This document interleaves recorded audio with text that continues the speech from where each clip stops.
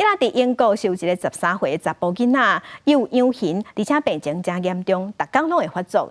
即摆伊是接受全世界头一个伫伊的头壳底内底放一个刺激器的手术。即摆呢，手术了后，伊发作的情形已经减8成，生活品质嘛大大改善。13岁奥兰去年10月接受这项手术进程，和厝人做伙画图贴图。 拢看不出，其实是一个严重的痒痕患者。不过1万年，又有可能就完全变一个款。因阿母讲，奥兰3岁开始就逐工发作，毋是跋倒，就是救菌失去知觉，严重的时阵，佫会袂喘气，需要紧去用药啊来治疗。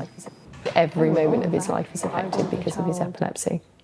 为着后生摆脱几啊年来的痛苦，因阿母决定让奥兰去伦敦接受一项全球首创的手术——电脑部装神经刺激器。 这个装置会发出电流的脉冲，阻止也是破坏大脑内底异常电流活动。医生发现手术真成功，和奥兰女士发作的次数减8成。It looks very good, so we're super happy. That's really great. We now know that we've left him with the leads exactly where we want them to be, so that gives the best chance of the device working and reducing the seizures. 上欢喜的就是奥兰因阿母，因奥兰当时阵有自闭症甲过动症，即马伊真欢喜来接受骑马这个辅助治疗，病情有真明显的进步。Very optimistic for the future.